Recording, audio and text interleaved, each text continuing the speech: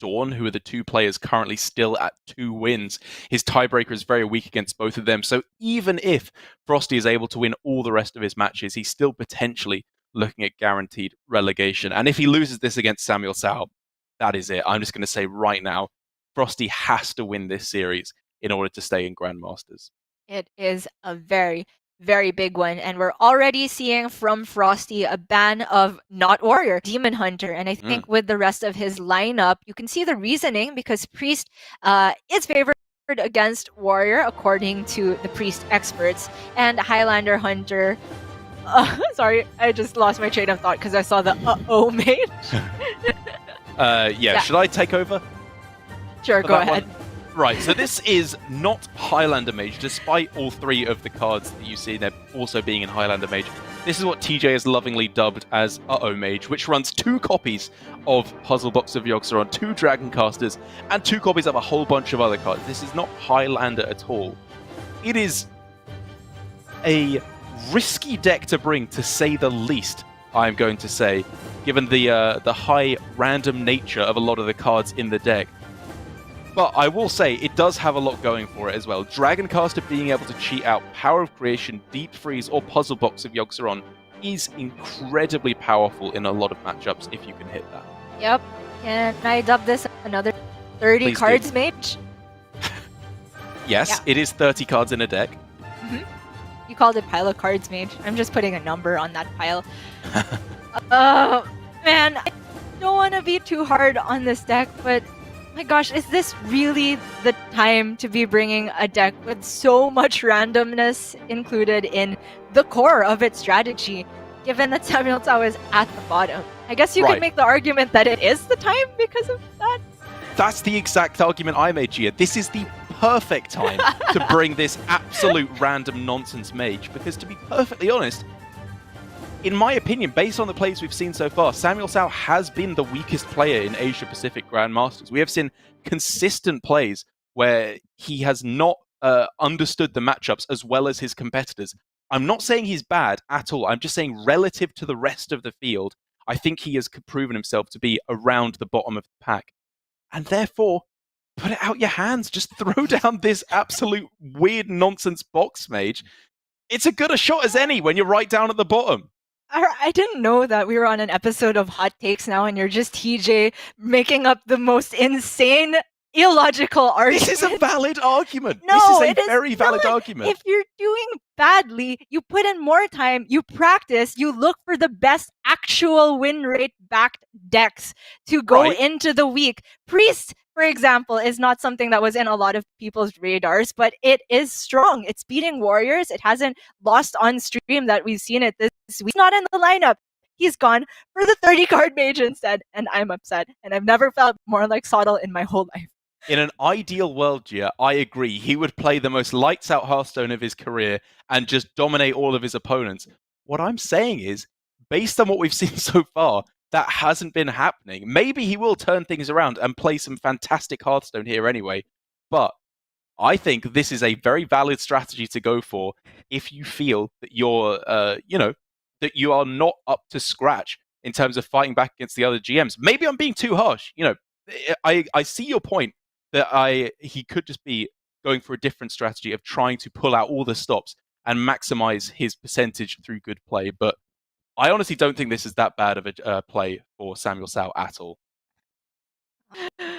I guess for me to be completely fair about this, I would actually have to look at the win rate for this mage, but I don't think there's a very big sample size of it at all, because despite all of the random effects, if you get a big enough sample size for any deck, you can get a feel for how it actually lines up against the rest of the decks. And given that Highlander Mage, I think, is one of the decks that performs okay versus Priest, given that others probably struggle, especially the best decks in the meta right now, Warrior and Rogue, maybe this mage has a good shot against Priest. That's all I'm going to say about it. Yeah, again, I'm not saying that SamuelTsao is just memeing it up at this point. This is not a bad deck at all by any stretch of the imagination. It does very powerful things with more consistency than the Highlander Mage does. Obviously, you're losing Zephyrus, Dragon Queen, Alexstrasza, and Reno, but you are finding twice the number of ways to cheat out the Deep Freeze, the Power of Creation, and the puzzle box. And although it is going to be absolute nonsense, a lot of fireworks are going to be flying around. I like it from SamuelTsao. I think this is a good way to go. I'm just standing with it. Okay. And I'm going to argue with you on just that statement that it is not a bad deck. I think that any deck that doesn't have a definite, like a consistent win condition is pretty bad to me. At least with Highlander Mage, you're still running Zephyrus and Dragon Queen Alexstrasza, which after you do all of the random nonsense, you have that value package at the end to put a strong board and Zephyrus to get them within the lethal range.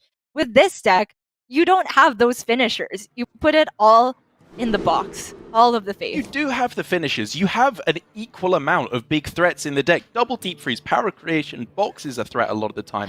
Kalecgos, Alexstrasza, Tortollan. There are a lot of big threats in the game. You can remove for the entire time or start pressuring out with early big spells coming down. I'm saying, this is the bring of the week for me.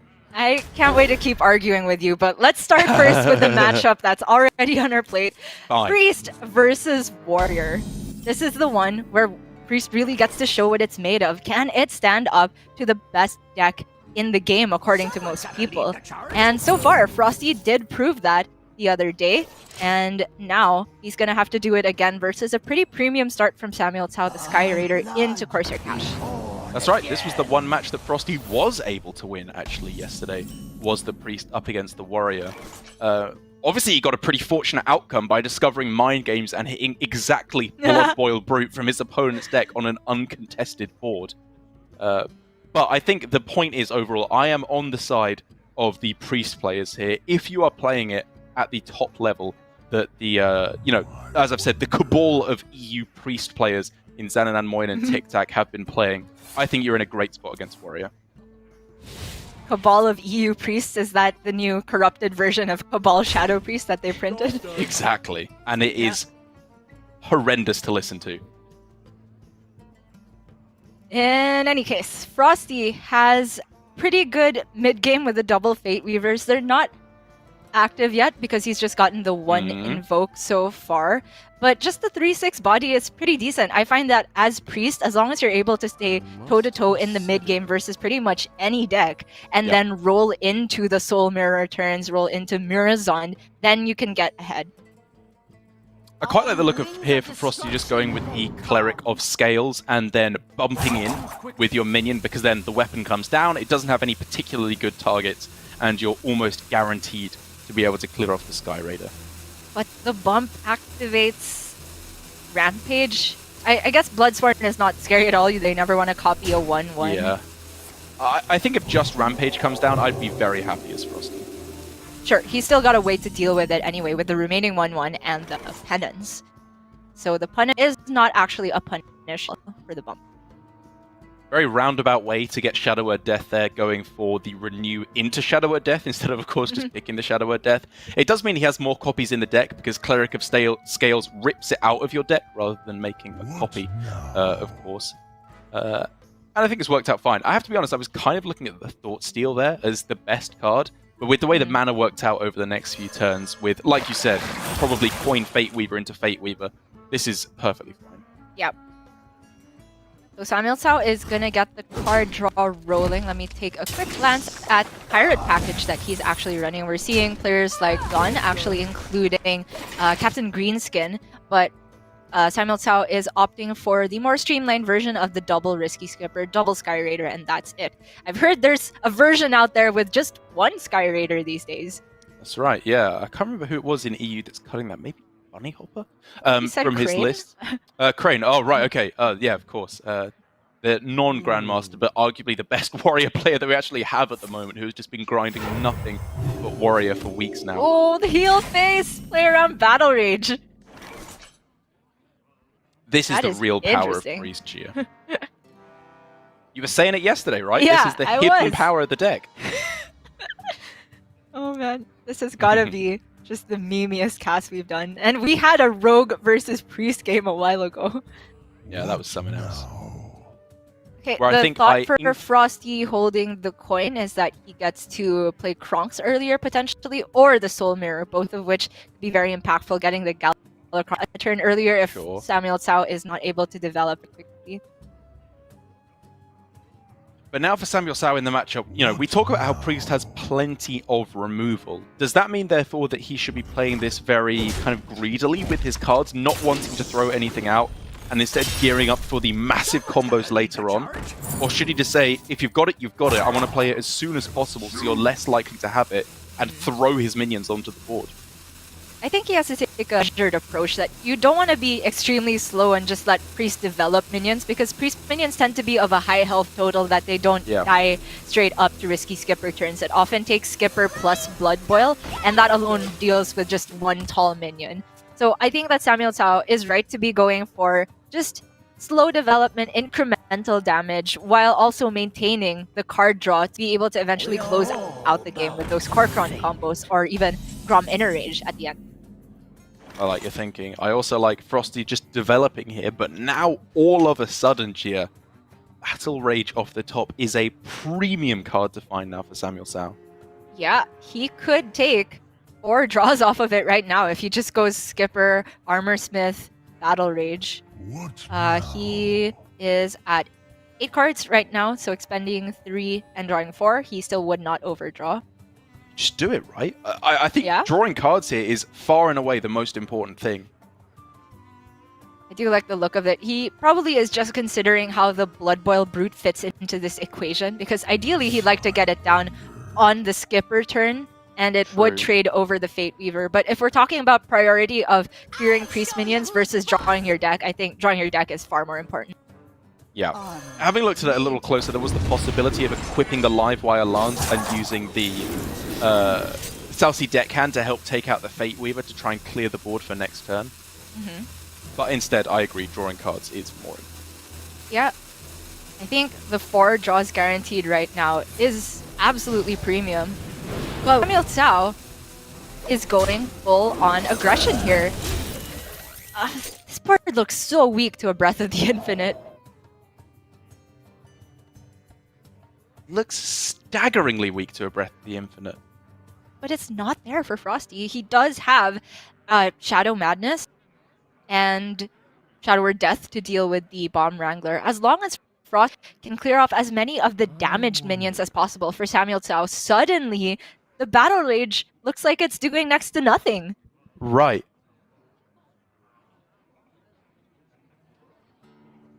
So, with no minions in hand, FroStee can't start to abuse the power of Risky Skipper quite yet, unfortunately. Yeah, he goes Madness this turn. It's probably just Death and Penance. That's right. Right. Remove the 2 highest threat minions here. He's not pressed about leaving up an Armorsmith at all, because Warrior Armor gain is no big deal for Priest in this matchup whatsoever. SamuelTsao managed to dodge Breath of the Infinite, so he can still take 2 draws on the Battle Rage. He could, of course, instead go for, as well as a Horde Pillager here, in order to re-equip the Ankar and draw the other Risky Skipper from his deck, first of all. Sounds good to me. Yeah. He could possibly hold off on the Battle Rage because he has the next Skipper, but the problem with that is he suddenly has very few minions in hand that can benefit for the Battle Rage, because Deckhand immediately dies with Skipper, and the Blood Boil would be presumably pretty expensive. So he's gonna see what Lackey he gets first. Probably end up taking the Battle Rage anyway.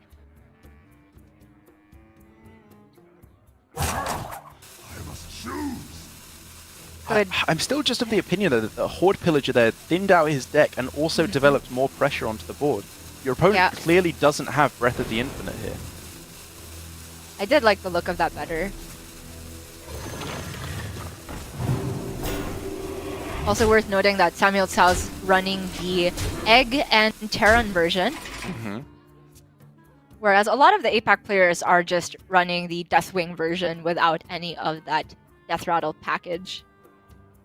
Breath, a little bit too late for FroStee here, but can still get a lot of work done. Just clear up Breath and a Shadow Madness, but that's a lot of resources expended. It is, but it's for a completely clear board, which is a valuable resource to have in this matchup, for sure.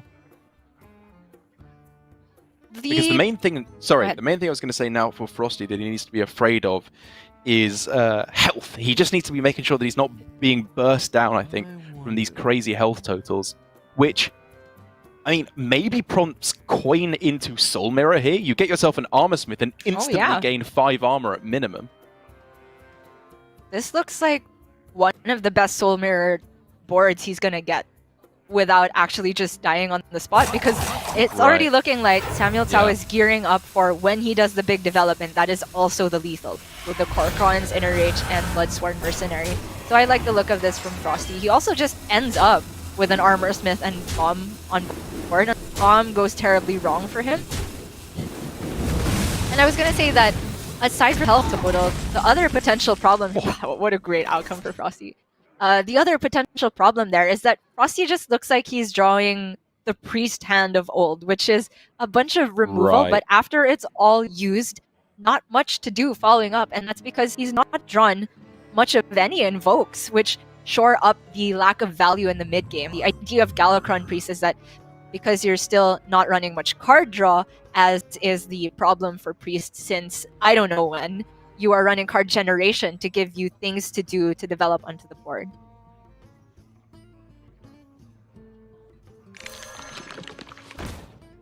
Could see a pretty run here for SamuelTsao. That's what I'm looking at. It also starts to juice up, of course, the South Sea deckhand to go for a big charge when it bursts. The problem with this line, of course, Gia, is the Shadow Madness that has been kept in hand all this time for FroStee.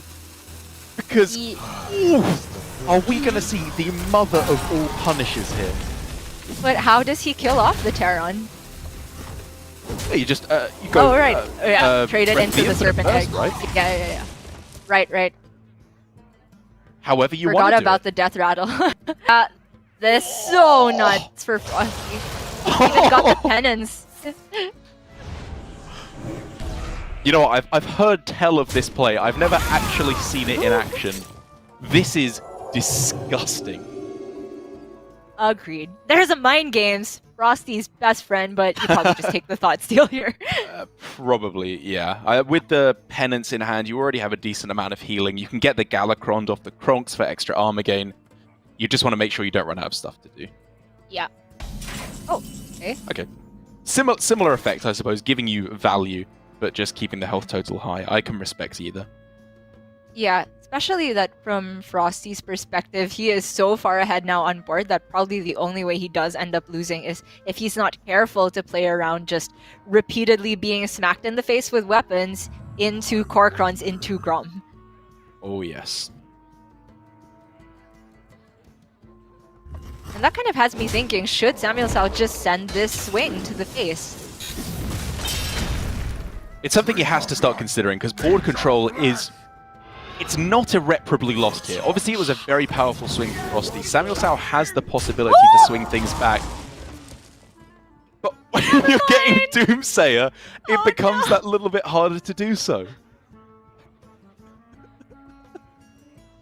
Dude, FroStee's face, man. It just gets me. It just gets me. If yesterday you were talking about, yes, surveying his land, this is acceptable. For FroStee. Okay. How would you dub this reaction now? Not to mention he's got the egg, so he still maintains a minion after this Doomsayer goes off. Yeah. And, well, now the second risky skipper drawn. The Horde Pillager, I believe, no longer has any value unless Greenskin is in the deck, which it is not. So, of course, he's now hoping for Horde Pillager into the Livewire Battle Rage instead. Another Battle Rage could be huge here. Is it Just even... hold the skipper? Is it better than Commanding Shout, though, at this point? It's 2 draws instead of 1, right? If you just at least go Skipper, Horde Pillager. Battle Rage? I guess. The upside, of course, are cash. I mean, commanding should be played now for the draw, whereas with the Battle Rage, you're probably holding off on another turn. And I mean, it's pair it with Skipper. It's not that bad either to just go for something like Korkron Commanding Shout trade to try and swing back the board as well. Sure. He is running 1 copy of Corcron though, so that's actually a huge amount of his burst down the drain because That's a without good coin, he can't go Grom with the Bloodsworn Mercenary. Maybe you're right. Yeah, he should have just. It's getting harder and harder to even envisage a way that he can pull this one back, though, because FroStee, full health, above full health even, because of the Armor Smith earlier on. Oh. The Galakron is going to get him even higher. Bloodsworn drawn this turn. Of course, he's so far from lethal, even if he had the Corcron in hand. But there could have been an avenue back here if he just takes a turn to go Skipper Grom face for 12, and then tries to... not turn. I think it's... still would have involved SamuelTsao looking for the other Rampage to get the 18 combo with the Bloodsworn Corcron. I don't know. But now even that just seems impossible. This hand needs Emperor Thaurissan right now. That is the win condition for SamuelTsao. Okay. Can't even generate it. Vicky the Timeless is not... Oh, yeah. Oh, I didn't even think about that. Yeah. Yeah. And I don't know how the Warrior would generate Toki the Timeless.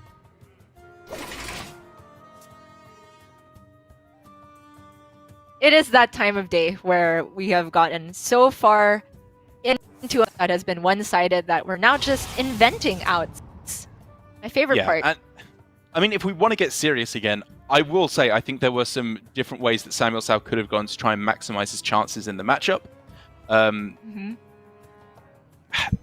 The Terran play was obviously the biggest punish that was available. The only way to not get punished by that is really to say don't play Terran. Or at least not at the same time as Egg, so there's not something to trade into. Right. And he did... You can just make the play there and say, if you have it, I'm losing anyway, so I need to take a risk. But to be perfectly honest, I don't think he was that far behind at that point where he needed to take that risk. The play I was most concerned about was when he forewent the Battle Rage for 4 draws. He eventually got 2, but the play he went for... was a Rampage and not even the Brute, which would have somewhat played around Breath of the Infinite. The board that SamuelTsao had at the end of that just walked straight into an AoE from FroStee. It wasn't there at the moment, but I think much more foresight could have gone into that turn in particular. I agree completely. FroStee are going with the Warmal Challenger, but not in a raging it. I think I would have actually just liked to have seen the inner rage there because it stops the opposing Warmal trading into your Warmal evenly. Right. But then again, I guess if they're going for a Warmal Challenger on your one just to clear the board, you're still miles in the lead anyway. Yeah. So you just take that.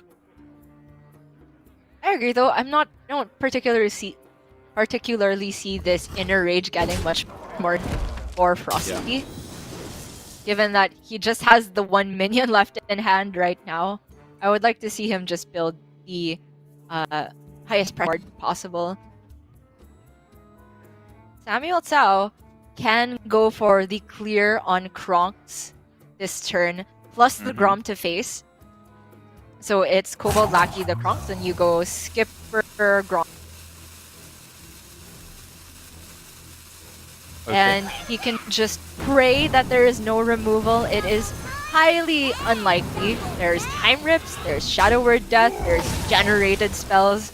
There's the Galakron that you literally know is in hand. True. Never mind. Yeah. Yeah. He would have ended up as the Skipper on board, which dies to the Warmal. So yes, it would have been guaranteed. But what's out for SamuelTsao? I'm not seeing one, Gia. Grasping at all the straws. Giving up that Corcron seemed to be the nail in his own coffin. Now is that weird time in Priest where you're so far ahead that you don't really even want to bother using any of your resources. Like, Fate Weaver into Apotheosis here is good, but is that leaving you the one way you lose, where they just hit all the damage? Oh yes, this is just the paranoia moment for Priest. I think it's the good old fine just to hold on to the Apotheosis. I'd just go time rip on a 1/1. And I think that's the type of play you do need to be making as priest. Like, you can use your resources not for maximum value as long as you can just keep doing other things in the following turns, lest you get handlocked in the way that Alutamu did in that game versus Rogue. True. But now the only play I am seeing at all has to be getting as many bombs with bomb wranglers on the board as you possibly can. I don't think it wins, but I think it's the best you got. At this point, I would have to agree. Problem is here, if he swings and plays a lackey, he just blows up his own board entirely. He could swing and battle rage the Fade Weaver, but then he's giving Inner Rage, but then he's giving up the 12 damage Grom. Exactly. Looks like this is just the state of things now. Gromash, rush it in, and then Witchy Lackey into King Crush is 20 damage. Love it. Well, there's the out. We found it finally. Yeah, the other 6 comes from this board / the bombs. Okay. The perfect plan. I'm kind of sad that we can't see the Shadow Madness here, because then FroStee could go Shadow Madness on the Risky Skipper, Apotheosis it, and then play the Sand of Water Bearer, which would be insane. Build your own Pyromancer. Yeah, exactly. Well, he could generate it with Renew. So true. Let's go! So true. Let's go! Okay. To be completely realistic, as long as he just removes the Skipper, plays the Water Bearer, he will be fine, because that is both Skippers gone. SamuelTsao out of ways to get back forward. And now, Gia, we see potential lethal for SamuelTsao on this turn. Gromash, Inner Rage, 12 damage, boom. King Crush it up with the Witchy Lackey. Both bombs have to deal a total of 4 damage to face. Boom indeed. Missed it. Come on.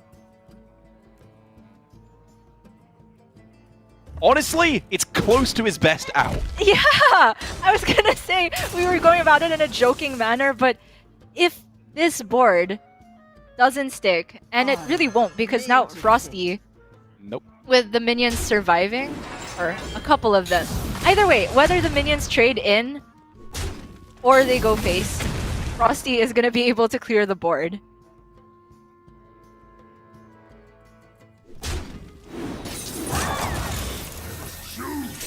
Alright, maybe you can find a way to get it down next turn instead. Okay. Problem is, of course, that he knows that there is a Galakrond in hand, and he knows that it is fully invoked. Whoa! Wait a minute! Okay, that's pretty good. But he used the Witchy, Derek! We can't get the King Crush anymore. So, Penance into Inner Rage into Galakrond is a board clear. You could do something cute. You could Inner Rage the Dragon Bane so you can Shadow or Death it. Because I think the point behind that being, it needs to go. But you Galakrond it, right? It's fully invoked. Or is it not fully invoked yet? Is it? I don't think it is. Yeah. Oh, okay. Yeah. My mistake. We got the K. I think it guaranteed needs to die there. I wondered if the turn starts with Galakrond and then you go for that, but that would have meant that FroStee would forgo the card. I think going about it this way is fine as well. Yep. Not too quickly.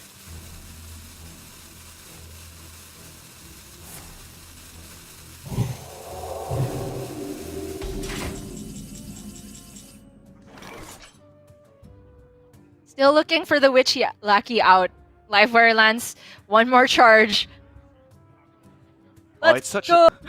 It's a brutal spot now to cheer, because if he doesn't kill the Kaj, there's a life steal for 5 every turn. If he does, then there's a bloomin' Dragon Bane inside.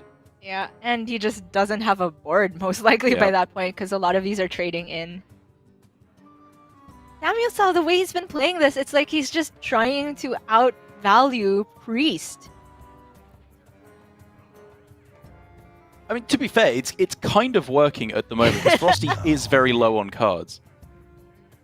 But the one Galakrond could swing everything. And SamuelTsao is just 6 cards left in deck.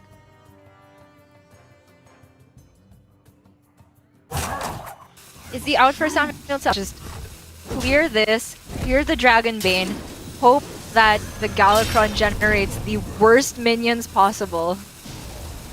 Okay, I think this is much more reasonable. So face, he can taunt the Grom so that the Mind Flayer has to trade into Grom. Can't get a VT and survive another turn. Oh, shielded Galakrond. It's a taunt. It's something to put in the way. Oh yeah, taunting the Grom would play it into, say, Penance and Breath of the Infinite. This is so strange now that FroStee can't even Galakrond down the Grom, and he doesn't have any of the Shadow Word Deaths left. SamuelTsao can't seriously be about to win this game, can he? He was so far behind. It's like it.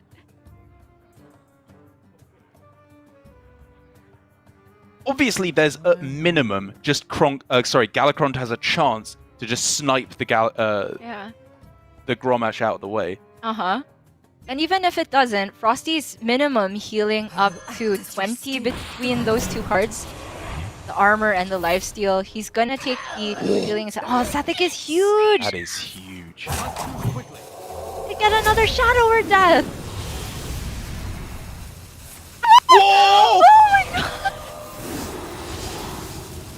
Oh man, SamuelTsao is feeling the stress. And so is FroStee, to be honest. I don't know how he got that close to winning. Had we not seen a silence here, there was a chance for FroStee to die on the spot. Not guaranteed, but if the bombs went the right places. I think this might be the craziest thing I've ever said, Gia, but maybe evolving the Gromash into King Crush wasn't his most likely chance to win the series. Yeah, it was picking the Grom. And waiting for them to play their Shadow Word Deaths, which is actually something you can control to some extent. Who'd have thunk it? Well, Inner Rage on Grom still does something. It allows him to take out the Shield of Galakrond in one fell swoop. Yeah. Oof, I think he was really hoping to take out either the Karj or the Sathic here. So another bomb trade could give him a shot at doing just that. Sathic is so problematic. SamuelTsao was playing to FroStee not having anything left to do. This could potentially just give him just infinite generation. No more targeting spells available at the moment, though. FroStee's just home free. Trades, Holy Nova, Galakrond. Yeah, that's the full clear guaranteed.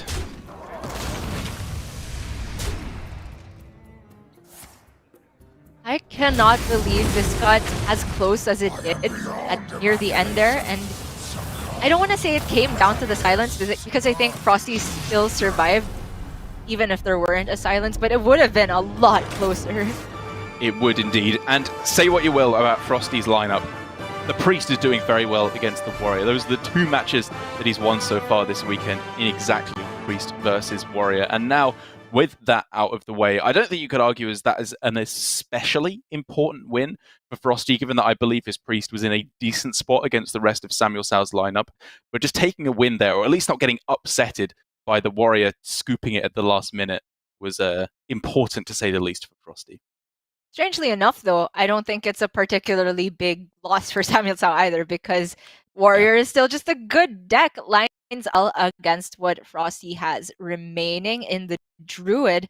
The matchup, it's a bit more arguable. Our GM stats would say that Warrior is hugely favored, but I think it is closer to the 50-50 line, maybe slightly Warrior favored. So SamuelTsao is still in shot. And that, again, is another function of the leave up warrior strategy. Yes, you can take a win against it with the priest, but does the rest of the lineup justify not banning warrior? Stage has been set excellently there, Gia, but we are going to have to go to a break before we can see the final act of FroStee up against SamuelTsao here. It is the bottom of the bottom here in Asia Pacific GM, and if FroStee loses, he is guaranteed to be in the bottom two and out of Hearthstone Grandmasters. So much to play for, so make sure you stick around and see the conclusion of this epic series after this.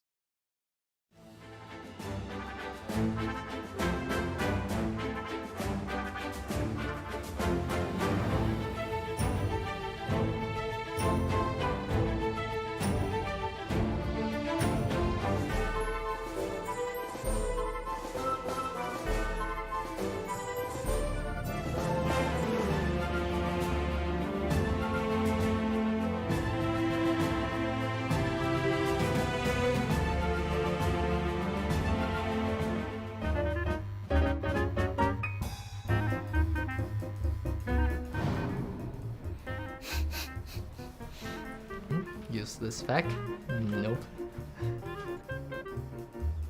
쓸데없는 정보? 생각이 안 나네. A useless fact I know is a day is 18,600 seconds. 제 친구가 요리 유튜브를 시작했는데 구독자가 지금 700명 넘었어요. 아, 나 근데 이런 거 잘 알았는데. 근데 최근에 뭐 아는 거 있어요.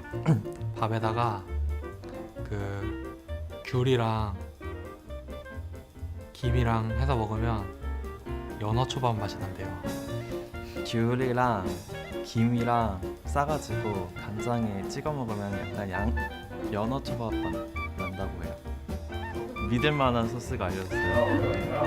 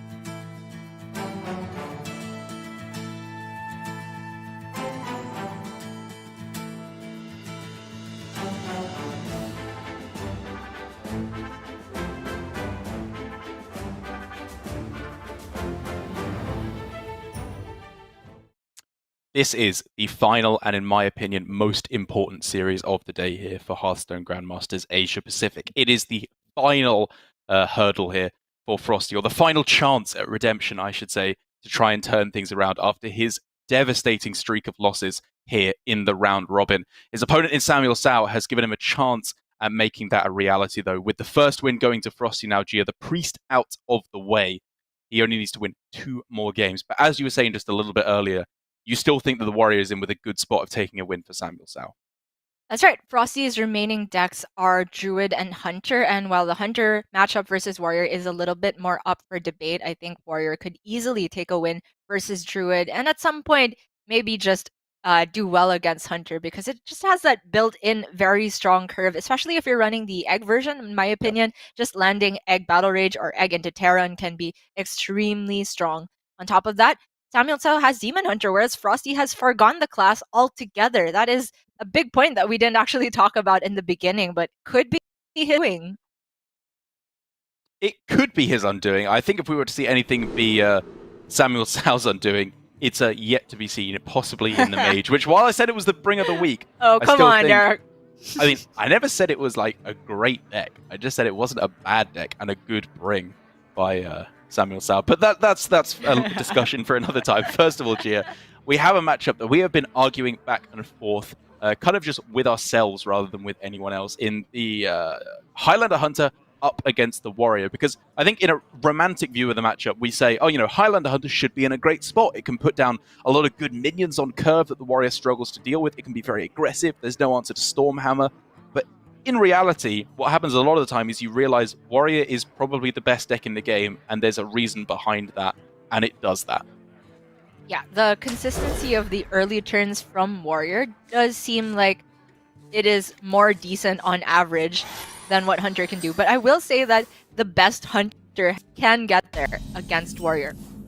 You just have the Fairy Dragon into Stormhammer, and notably Dragonbane is very problematic for Warrior to deal with. Sometimes you can get an aggressive enough start that the burst cards also run in the deck and just get Hunter over the hurdle before Warrior even has the time to get to their Armorsmith combos. Well, to get things started, as you were saying about the consistency of Warrior in the early game, we already have a lot of very powerful options to get things rolling. Corsair Cash into weapon alone fills out turns 2 and 3, while FroStee is sitting there with absolutely nothing to do.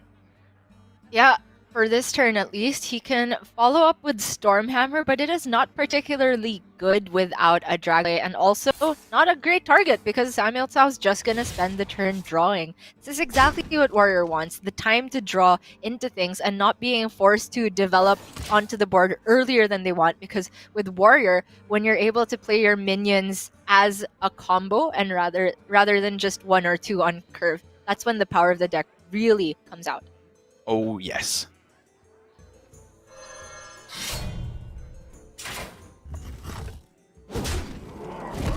And it is such a sad start already. I mean, I was saying that Stormhammer can be one of the cards that Warrior can't deal with, and I still think it can be one of the best cards in the matchup.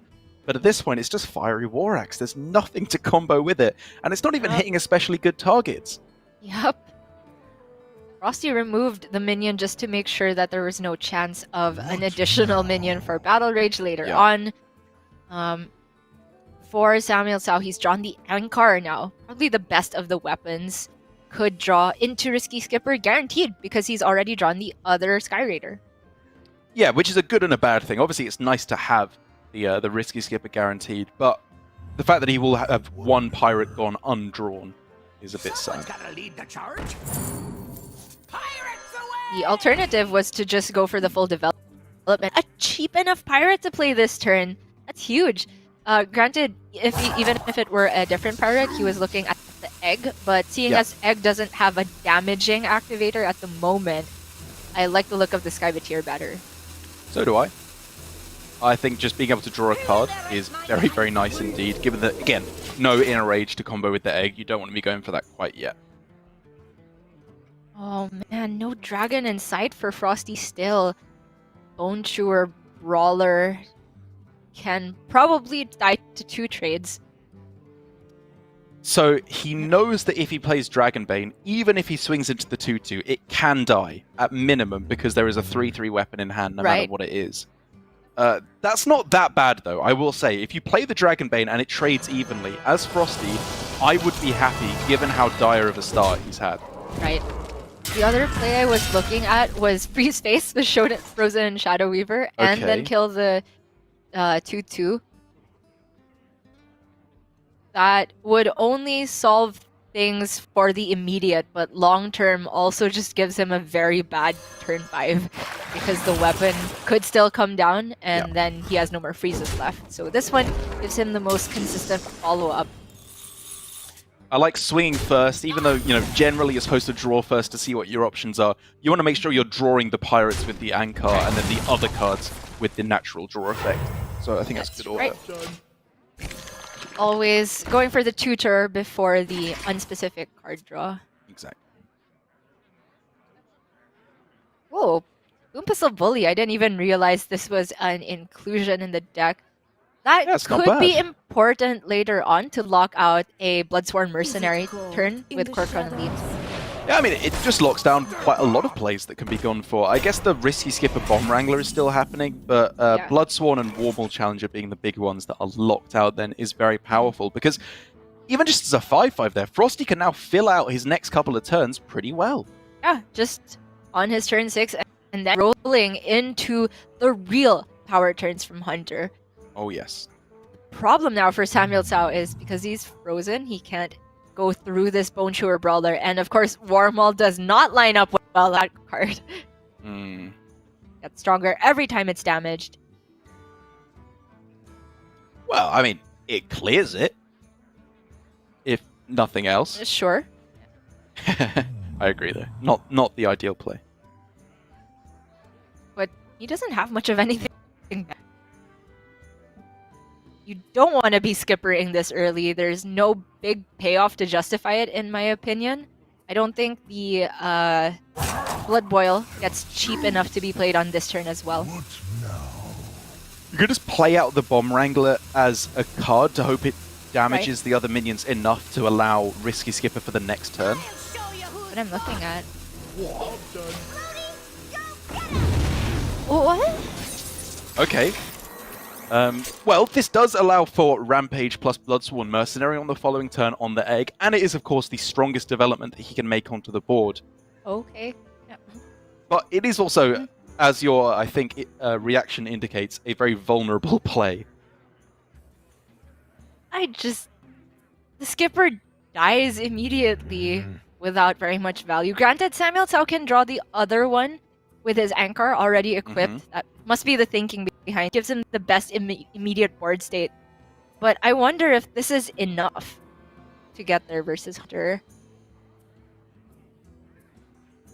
And FroStee with the Boom Pistol can lock out the Bloodsworn play for next turn. The alternative, of course, is Unleash for probably close to the best value it's going to get. And the Desert Spear uses great amounts of mana, which is all of it. It is obviously a little bit funky with the Bomb Wrangler, but I agree. You've just got to remove as much as you can on this turn, because when you're leaving these big boards, that's when Warrior starts going into overdrive. You need to shut that down. I do think he's just going to end up with the Bomb Wrangler, or you trade with a Alright, complete respect here. Yeah. Because he's not played the Boom Pistol Bully, he has to turn off Rampage and Bloodsworn. That could have been very punishing on a Bomb Wrangler, so I think very disciplined from FroStee there. And it does mean now that for SamuelTsao, Bloodsworn shut down, Rampage shut down, all of this just looking a lot weaker. He could go Warmaul Rampage, hope that survives, and then copy the...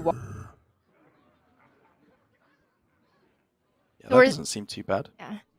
We can see the punishes in hand with Siamat, but that Siamat, if it goes Rush Wind Fury, is going 1-for-1 with a buffed up Warmaul Challenger. The end of the world. Yeah, honestly though, that's the thing, is that FroStee, unless SamuelTsao hits card draw, FroStee's singular cards just are better than SamuelTsao's hand. He needs the combos of cards to make things happen. We could also see Warmaul and Copy for a 1/9 because both of those are pretty just durable minions. He won't necessarily need to Rampage on both of them. So the Rampage now has a bigger payoff that if it survives, you can copy that. But if it doesn't survive, you could just end up with all of these stranded in hand. It really is just pick your poison as to what you're weak though, because if you go for Bloodsworn Mercenary, then you're allowing King Crush to take the mother of all value trades. True, but you end up with another one anyway that can be rampaged afterward. I guess, yeah. This is probably the safest overall. Zephrys, though. is a very, very spicy top deck indeed. It doesn't do an amazing job quite yet. No. Would it give Brawl here? I wonder. Why isn't there a shadow word not ruin? The smaller Yeah. ruin. Yeah, horror. Yeah, exactly. yeah, that's the name of it. So Siamat Rush Wind Fury here Yes. could be used to take out one of the Warm Wall challengers along with the Desert Spear, and then damage the other one significantly to mitigate the power of Rampage. That would be a little short, right? You can't at 9. Oh, sorry, yeah, HP? of course, Yeah. it's 6 and not 7. Yeah, sorry about that. Yeah. So you could only kill one and kill off the Bloodsworn Mercenary, which I think is pretty good as well. If SamuelTsao goes all in on one of the Warmall challengers, then Zephyrus can take out that win.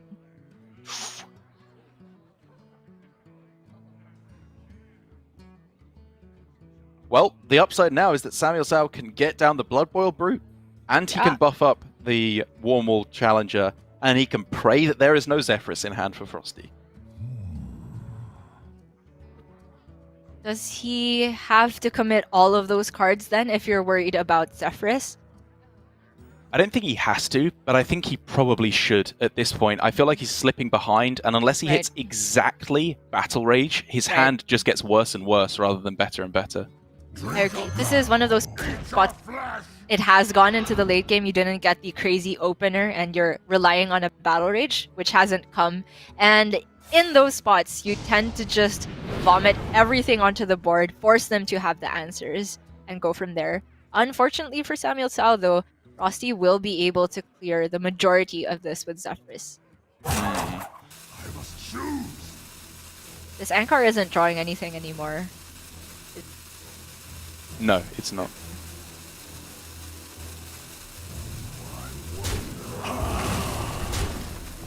Yeah, no matter which way you slice it there, you're getting swept by Zephyrus. I guess this means that your opponent has to sink in the damage with the weapon if they want to go for Shadow Word Ruin for a full board clear. The Ruin doesn't even kill the Warmal. Oh, it doesn't even kill the Warmal. Yeah, you're right, because he didn't Rampage. So... Or he didn't Inner Rage it as well. What does it give here? Siphon Soul? Okay. Yikes! Wait, what was FroStee looking for? Brawl? Maybe. Big yikes! Yeah. I guess you just take the Siphon here, right? And kill off the Bloodsworn with the Desert Spear. I guess. Honestly, I don't know what particularly FroStee was looking for, because that wasn't a stellar brawl either. It was 50-50 to be a good outcome for him. Maybe should have gone Primordial Explorer first then to try and find like Death offered instead. Yeah. Which then puts a taunt in play, which is a poison, in play, which is very Right. powerful. And it would have quite clearly been a lot better there. I agree. In any case, he can follow up Dragon Queen Alex Straza, but he will be worried about a lot of burst from hand from the warrior. There is the Korkron still available. There's Grom that he hasn't seen yet. Not in hand right now for SamuelTsao, but FroStee's got to be worried about it. Yeah, the threat is ever looming, to say the least.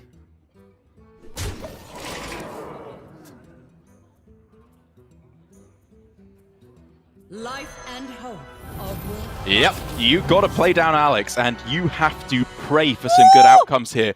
Whoa! That swing could be a full clear. Oh, Gia, what do you do here? I don't know. It's not the Nether Wing, right?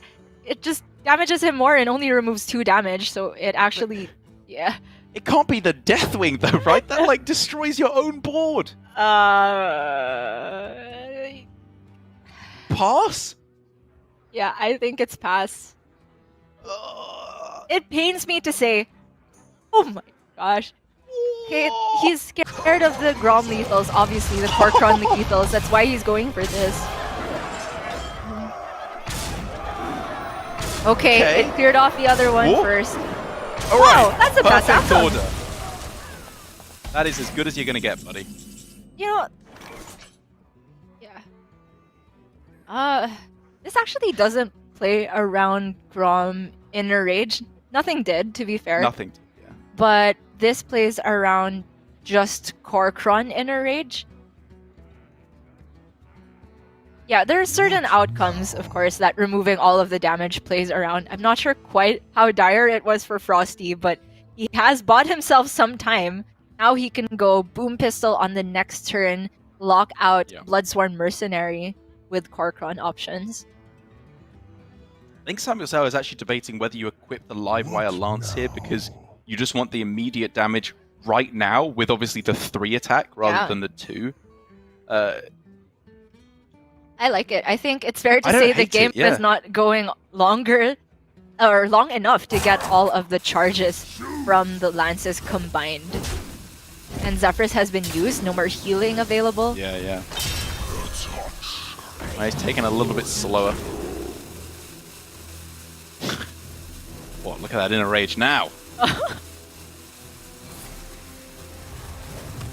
I mean, weirdly enough, it's a pretty durable minion, right? That is very likely to stick around for Inner Rage Rampage. It's not awful here. You're right. Almost everything else was cleared off by Netherwing. I mean, he could still clear, right? With Netherwing into Rushing Beast from the Scavenger's Ingenuity. FroStee is not running the Phase Stalker, so he's guaranteed to get either the Zixor or Diving Griffin. Which means if he hits Diving Griffin, he wouldn't... Oh no, sorry, because of the nerf, it now... Oh no, it would still be a 6-3, right? So he could clear off the mana reservoir without having to go for the Netherwing. Right. And that saves him 2 health, because the Lackey would stay on board. It is so discreet, the damage combinations you need. Dragon Queen Alexstrasza again, Gia. Round 2. Ding, ding, ding. Where's the Griffin? Oh, Faceless Corruptor is huge here. Faceless Corruptor, yeah. You could just corrupt these down to the 06, play Boom Pistol, shut off all the lethals but Rom Inner Rage, particularly, I think. Oh, however, with this line, because he discards the Corruptor. Faceless Corruptor. Exactly. Oh, this is very smart. Yeah. I wonder about leaving up the Reservoir versus the Lackey, because obviously the Lackey can't be damaged without dying. Well, the important thing now, Gia, is that SamuelTsao has outs for lethal right now.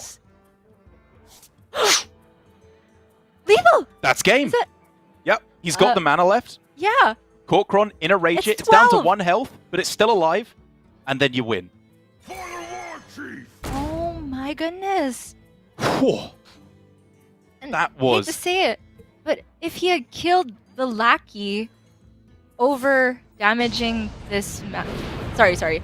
If he had killed the Mana Reservoir, that would have been 1 less draw from the Battle Rage. True. But it's also 1 less damage, 1 more damage he's just tanking. Does that make a difference? I don't know about the cutoffs, but it felt a little wonky. Oh man, it's so tough to say. He was at 11, right? So then the Lackey means you're dead to run weapon Inner Rage still. I guess, no matter how it had turned out, there was something FroStee was dead to there. But leaving up a damaged minion versus a Lackey also gives outs for Rampage, for example. It's true. I feel it is maybe not optimal, but really a tough spot for FroStee. Yeah, I mean, there's so many things to consider there. It's very, very possible that you are right there in that instance. But with that out of the way, it does mean that I guess kind of both players have got what they wanted in a way, where FroStee was able to get the win with his Priest against the Warrior, which he was planning to do. SamuelTsao has got the Warrior win, which was kind of expected at some point. And now for both of these players, we got the Druid, good old-fashioned from every single player apart from Tyler in APAC this week. The Hunter that we just saw from FroStee, and finally, mage from SamuelTsao. The double box, double Dragon Caster, double the nonsense, double the fun in his final deck of the day. I don't think that's how it goes. Double the nonsense, double the fun. That sounds like a product I would never buy. All right, Eric. But it will just be the other nonsensical matchup first. Druid Mirror. And what a start. Wow, yeah. With a hand that I quite like keeping here. I've talked about it a fair bit before, where I think Overgrowth into Mount Cellar is good enough to go for, because there's a decent chance that your opponent doesn't hit the the Glowfly Swarm, at which point you have put yourself in a great position by having the ramp and the payoff in hand. SamuelTsao wants none of that, though. I tend to agree with him here, actually. If you're the person going first and they have more, the other person has more chances of drawing into the Glowfly, just because of the nature of Fungal Fortunes, you're mulliganing for that or Glowfly. I feel it's unreasonable to say that they won't have it. This is good enough if they don't have it. At the very least, you could be looking for your own Fungal Fortunes to give you more stuff to do leading up to that play. I think you need to go bigger in the matchup. I mean, if you're playing an APAC, clearly you do, because we have just seen absolute blowouts turn after turn. Especially here, FroStee, next turn, Glowflies on the board. Pack it up, boys. That is game. Next turn, Glowflies, and then the following turn, Overgrowth. Forget that. Next turn, Savage Roar. Savage Roar, yeah. I mean, I'm just looking at Samuel's to clear 3 of them, a measly 3, by using 3 cards of his own and a face tank hero power. Yikes. No Starfall at all in the list for SamuelTsao, so no chance at redemption. Oh my god. Druid!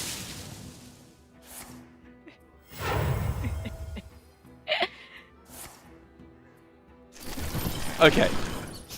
Only, I'm going to say this here, only 6 Glowflies here, which means SamuelTsao can clear some of them off here.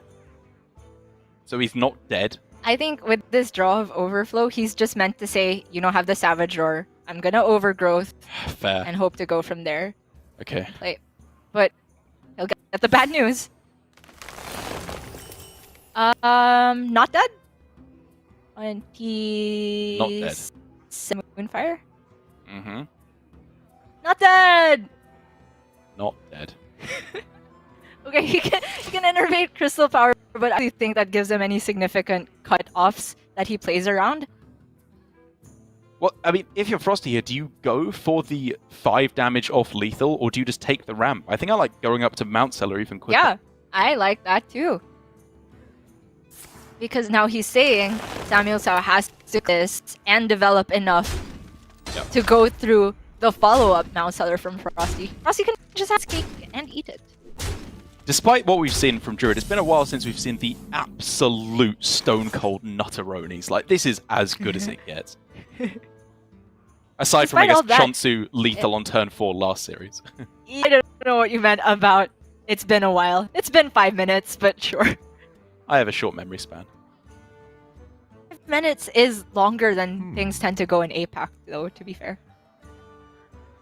And despite all that, if SamuelTsao had top decked the Mount Cellar here, he could have been in with a really good shot. But now, probably just gonna go for an Overflow and remove 1 to 2 of these. Pray that he finds the Mount Cellar just for a swing back on the following turn. Still not there. Oh my gosh, not even an Innervate to possibly go Ysera Ironbark next turn. That is bad beats. Yeah, it doesn't even go with the Bog Beam, and that means still not actually quite lethal. Yeah, One off, sorry. Yeah, no durability buffs on this board either, just immediate attack payoffs. So, and I'm just looking at Mount Cellar and Moonfire.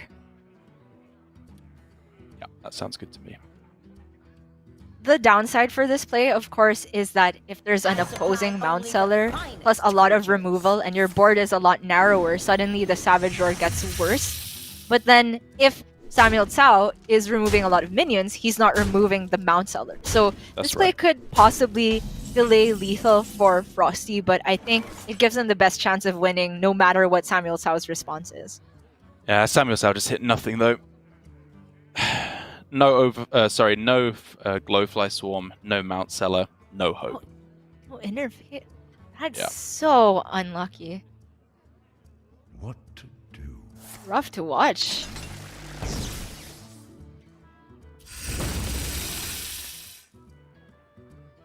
I mean, I guess he's gearing up for Fungal Fortunes because at this point for SamuelTsao, he's down 0-3. He's probably just got him in his head where he's saying, just don't concede. No matter how far behind it looks like you are, there's always a chance at pulling things back. And it breaks my heart to see he's got nothing. Yeah, he was searching their additional spells to remove this Mount Seller. Didn't get that. It just seemed like none of the good cards in his deck came together at the top. And that means FroStee takes that win. And although we've seen FroStee a little bit cheeky, I think for this win, he kind of knows sometimes it's just the luck of the draw with the Druid Mirror. And it is just going to be on his Hunter now to try and get that win versus Druid and the other deck. Yeah, I think that perfectly exemplifies FroStee, that reaction there. He knows when to have a laugh about his own misfortune, but he also knows when to not just be rude to his opponent. He knows what is on the line here for SamuelTsao, and he is respectful, if nothing else, even when he is absolutely demolishing his opponents.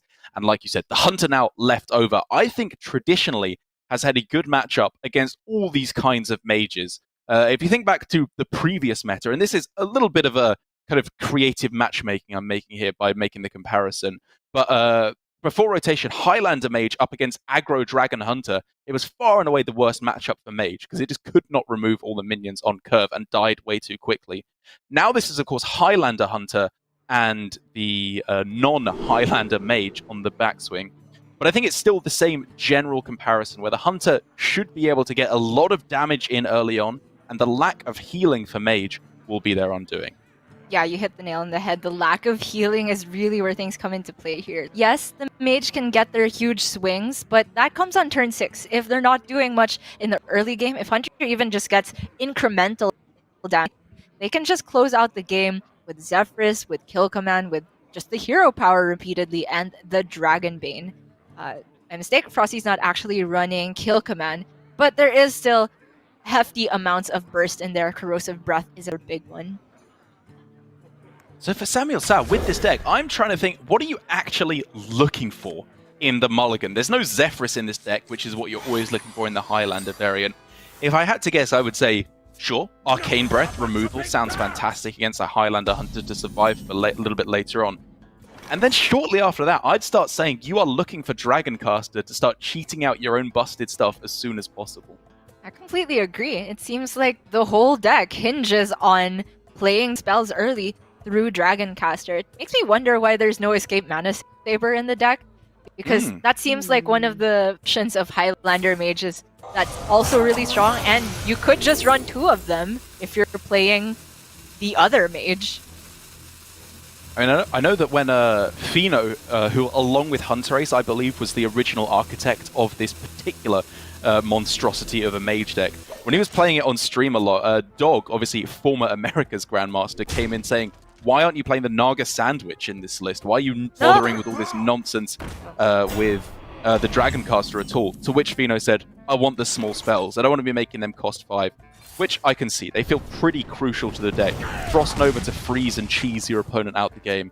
And Arcane Breath just to stay alive, really. Yeah. Already pretty helpful for SamuelTsao to deal with the Dwarven Sharpshooter, but FroStee's curve is showing no signs of slowing down. SamuelTsao, oh, that's a huge draw. Kill off the hover now. But he's still just on the back foot. He is tanking damage turn after turn. Yeah. It's really just hoping for Dragoncaster. It is. After the Twilight Drake comes down. So he could go Belma, Zephrys here, and Zephrys would give probably not anything good enough to justify playing it. Gives Earth Elemental. Right, Earth Elemental and Power Word Shield, I think is what I would be looking at for the following turn. Which is not ridiculous, like, an Earth Elemental wouldn't be terrible on the following turn. Yeah, given the shape of his hand, which is a reactive card and a card that isn't playable till later on. But Zephyrus could have that flexibility of delivering lethal later on, and that is a huge top deck. Shuts off even a top deck Dragoncaster, which was SamuelTsao's pretty much only hope at this moment. Even play the Twilight Drake. Fireball is his best chance, which is good. You know, having Yeah. discovered that spell keeps him in the game, if nothing else. Very big. And now FroStee gets the good trade. Oh my, SamuelTsao has had enough of this. Man, I feel for SamuelTsao right now. This is brutal. Could be looking at Griffin into Zixor if that's the one off the top and not Faceless Corruptor. There we go. Trade this down. Yeah. Even if it were Faceless Corruptor, FroStee could have gone Zephyrus for first shot there, just one shot Fine. Twilight Drake. But he is holding on to it for lethal later on. And he's just gonna get it, right? If nothing else, Gia, if he survives, we can see coin Tortolan into box. But does he just have lethal with Zephyrus in the following turn? I have mana burst. It's not coming to mind. Hero power plus lava burst, right? Closest Oh out the yeah, game. yeah. Oh my gosh. Simple as that. The mage dies before it even gets going. And you know, I was up on my high horse about this deck, but despite me being a wrongdoer, it's just so sad to see SamuelTsao's expression now. He looks so defeated, sinking lower and lower into his chair. But FroStee, on the other hand, with Party Popper, what do you call that? Yep, the party popper and the party horn. I take back everything I said about FroStee having even a lick of decorum about putting his opponent down to 0-4 and possibly blasting him out of Grandmasters. Instead, he is literally just celebrating and dancing on the grave of SamuelTsao's Grandmasters run. I have no words. None. That's actually FroStee. That is a much better description of FroStee right there. Whatever. I think we can say well played, however, there by FroStee. That was a good series of Hearthstone, much more like what we're used to seeing. Very much so. The Zephyrus for the perfect lethal there at the end. I will say there was a few blips in the middle. I think he was really hoping to get something different from Zephyrus on that turn versus Warrior. True. That and I couldn't really figure out what Zephyrus's ideal proc would be at that point. But all in all, FroStee gets his first win on stream, and it is so crucial. Gets him on the board, and also a good tiebreaker versus SamuelTsao. He's now in with a shot to avoid the automatic relegation zone. He is. We can take a look, I think, at the standings or the schedule, whatever we got, just to speak a little bit more about that matchup, because you're right, the implications here are now huge. Of course, right down at the bottom, it is the bottom two spots that are equally bad for both of these players. And as it currently looks, that is still FroStee and SamuelTsao right down there at the bottom. Maybe if FroStee can take all three of his wins now, I think that is his only hope whatsoever, because his tiebreakers, I believe, against Staz and Dawn are bad on tiebreaker 1. He has lost to both of them so far.